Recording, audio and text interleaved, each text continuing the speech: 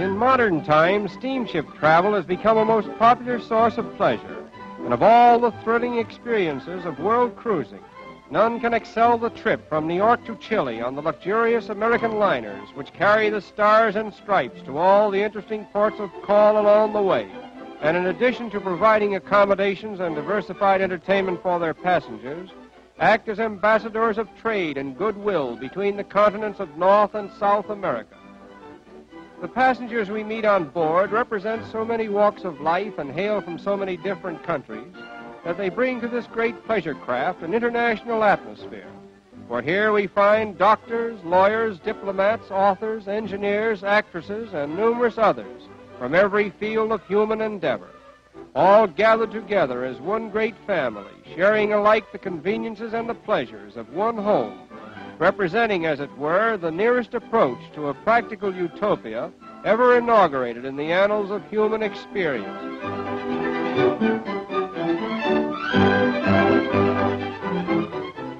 In all our world travels, nothing has brought us greater pleasure or more friends than life on board these luxury liners, and we feel highly indebted to the great steamship companies who have contributed so much to the comfort and pleasure of modern travel and the consequent enlightenment of mankind.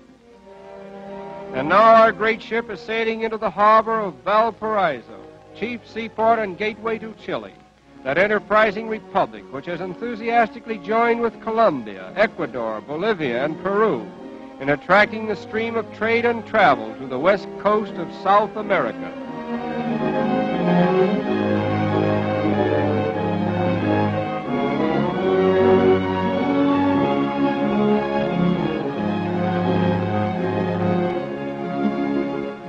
The customary thing to do after arriving at Valparaiso is to drive out to Viña del Mar, a picturesque suburb with a colorful array of hotels and private residences, a golf course, a racetrack, bridle paths, and bathing beaches, all combining to make Viña del Mar one of South America's most popular pleasure resorts.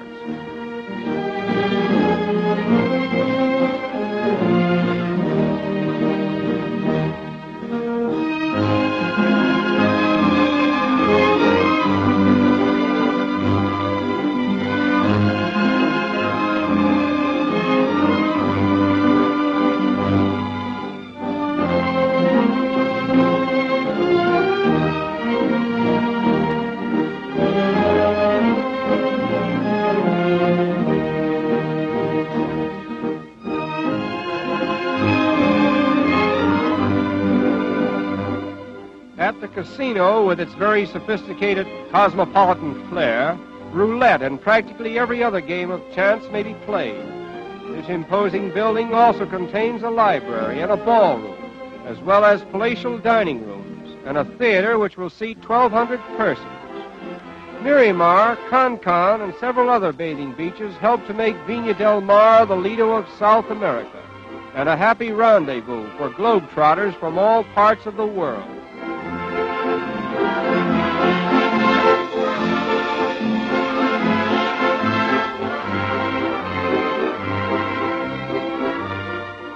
A few hours' rail journey from Valparaiso is Santiago, the capital of Chile and the fourth largest city in South America.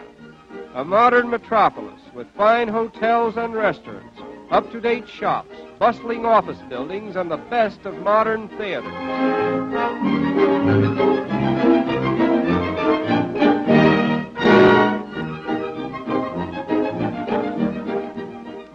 The Union Club is one of the most famous of its kind in South America, and its membership list reads like the who's who of an international institution.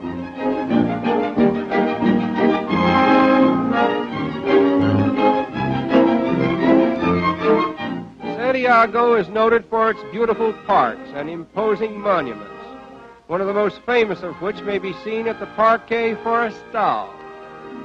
The Alameda de las Delicias is the famous promenade of Santiago, where the younger set of the city enjoy the simple diversion of promenading in romantic settings that are reminiscent of old Spain.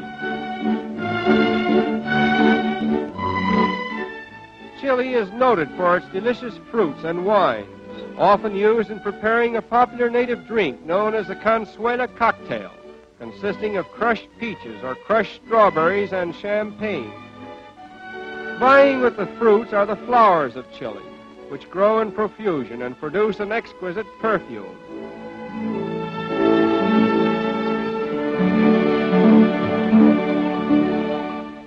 At Santa Nicolasa, we met a little caballero of 6 years, practically born in the saddle and considered to be one of the champion riders of Chile.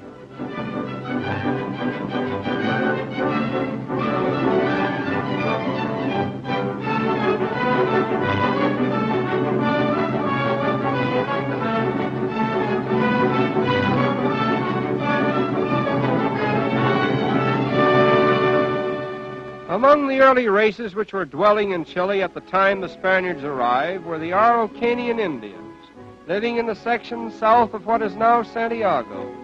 They were an aggressive, warlike people who successfully withstood the attacks of the invaders and held the distinction of being one of the few unconquerable races on the continent. The Araucanians were never brought into subjection by the Incas and were never conquered by the Spaniards. Throughout the warfare and invasions taking place in the early history of the continent, they managed to maintain their independence. Today, about 100,000 of these Indians are living in the neighborhood of Temuco, near the Chilean Lake District, calling themselves Mapuches, meaning people of the land. They are a peaceful, dignified people, engaged chiefly in agricultural and industrial pursuits, and are protected by law from exploitation. One of the most entrancing regions in all South America is the Chilean Lake District, which extends down the central valley of Chile from Temuco to the chain of southern lakes which stretch eastward into the Argentine.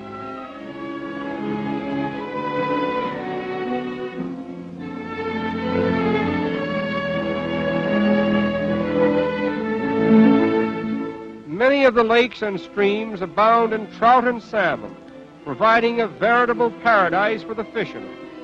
And the mountains offer the thrills of the Alps to the climber, many of them providing all year-round skiing over some of the most exciting runs on the globe.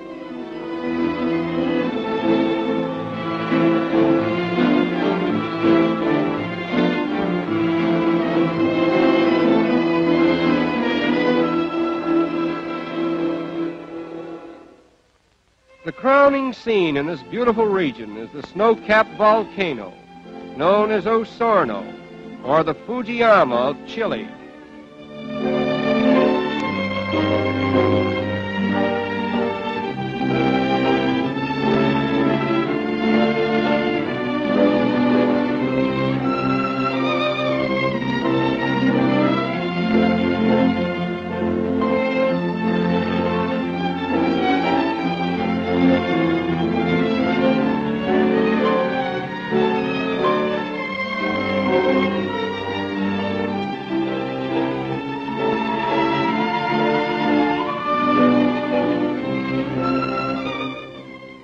Until comparatively recent times, these beautiful lakes were the guarded domain of the Araucanian Indians.